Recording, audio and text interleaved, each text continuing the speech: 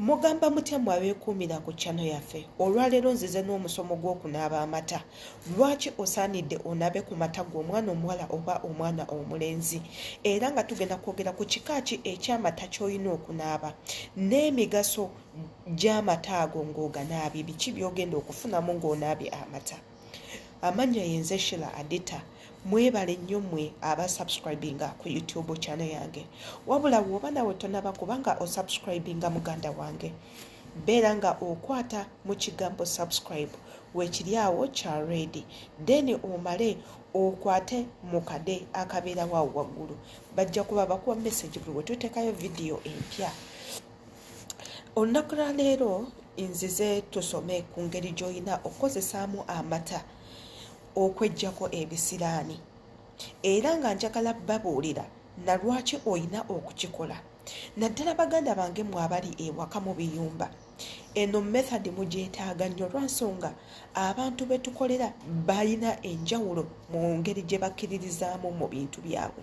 Era bw'oba weetegereza nnyo ewa mukamaawo ayina amata ge bayita milk bath agali mu kiyigo, naye nga gwe tomanyi kigakola, tomanyi lwaki agayina. Abalala nga mulaba bakama bammwe bagamansamansa mu nnyumba ku bisenge, naye nga tomanyi ensonga. Munnanga amata ddagala dennyini eddagala nnyo bw'oba omanyi engeri y'ogatabulamu n'engeri y'ogakozesaamu. Bw'oba nga amata ganeeno ogakozesezza mu nkozesa entuufu, gagenda kukukolera ebyo bye weetaaga.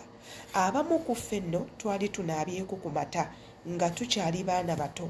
Abazadde baffe baali bagatonaazizzaako nga mukyali bawere. Omuzadde n'akwata ebbaafu n'atabulamu amazzi n'ateekamu amata n'akunnyikamu emirundi 3 oba emirundi gyonna gy'ayagala.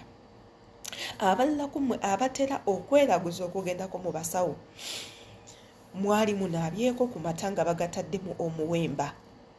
Abalala ku mmwe muyina amata amakaze nga baagabateera mu yirizi. Gw'olowooza lwaki kibeera bwe kityo? Gw'olowooza lwaki amata ago buli gwe bagenda okwambulula okumuggyako ebisiraani, okumuggyako olutwe, ebiiso ebibi, bamuyita ne bamugamba aleeteyo amata? Katutandike ne ku kika ki eky'amata ky'olina okukozesa. Amata g'ente agakamiddwa mu nte, amata agavudde mu mbuzi, amata g'endiga, amata g'eŋŋamiya, ekyo kyonna kika ky'amata. Gajja kuba gakola ekyo ky'oyagala, gwe ky'ogatumye gakole, kijja kuba nga kituukirira. Gwe wenna ayagala okweyambululako ebisiraani, ng'oyagala ofune obulamu obulungi, nga toyina bikusumbuwa, toyina bikuteganya, osobola okukozesa ago amata n'ogakomandinga ng'okozesezza lulimi lwo, n'ogagamba njagala emikisa gyange gitangaale nga bw'olaba amata ganeeno. Njagala buli andabako andabe n'amaaso amalungi nga mulabikiranga nnyonyi muzinge, nga ntukula wandaba andaba ndi mweru masamasa nga nkirako omuzira. Naye ebyo byonna ng'obyogera oli mu kunaaba mata. Katwogere ku mugaso gw'amata. Ng'oggyeko amata okugoba ebisiraani, okugoba amajinni. Amata ganeeno gayamba ku mmwe abantu abalina olususu oluli dry. Gy'okoma okunaaba gano amata, jjukira galimu fats, galimu vitamins ne minerals, galimu ne lactic acid. Lactic acid yona agenda kubanga akuyambako, vitamins zijja kuba zikuyambako ne fats okubanga ozaawo olususu obulungi. Mwe abalwadde aba skin abalina eczema, bw'onaaba amata ganeeno gajja kuba gakuyambako. Mwe abalina poison mu mubiri, obutwa, amata ganeeno w'oganaaba gajja kuyambako okunuunamu obutwa obwo. Ate era nga mmwe abayokyebwa omusana nga omubiri gwammwe teguli free eri musana, buli wogenda musana owulira bubi, muganda wange amata ago gajja kuyambako ku kye bayita sunbath, skin sunbath, gajja kuba gakuyambako bulungi nnyo. Beera nga ogettanira.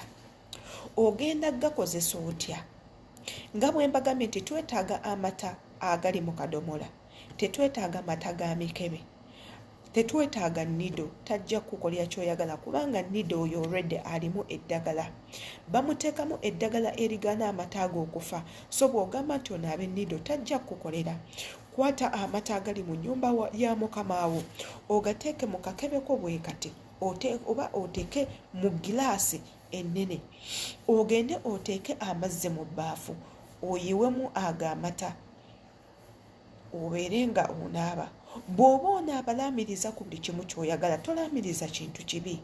Laamiriza okufuna emikisa, laamiriza okufuna okuganja, laamiriza okukwata ssente zibeere nga tezikubuuka mu ngalo, laamiriza amaaso amalungi. Mukama wo akutunulize n'amaaso amalungi, amaaso ag'ekisa. Abantu b'ewaka bakwagale, bakutwale nga omwana w'ewaka. Laamiriza ku mbeera, oyagala obeere mu mbeera ennungi, byokola byonna bibeere nga bikuviiramu bulungi, buli kimu kikulamire. Geego nno amaanyi g'amata. Mwabali mu ddiini y'Obuyisiraamu mukimanyi nti amata gano eno gakolebwa nnyo ku baana abasiraamu, bagabanaaza nnyo. Ate nga bw'oba ogenze ne mu nsi endala amata gano eno bagakkiririzaamu. Ensi nga India omukyala alina okunaaba amata ng'etteeka. Ensi nga Korea okunaaba amata munnange kya tteeka. Ensi nga Japan, ensi nga China, ekyo bakibiliivingiramu nnyo. Naawe muganda wange kigezeeko olabe ebirungi ebigenda okuva mu kunaaba amata. Amannya nsigadde yenze Shira Adita. Ekigambo ekiriwawo ekya subscribe ky'oba onyigamu.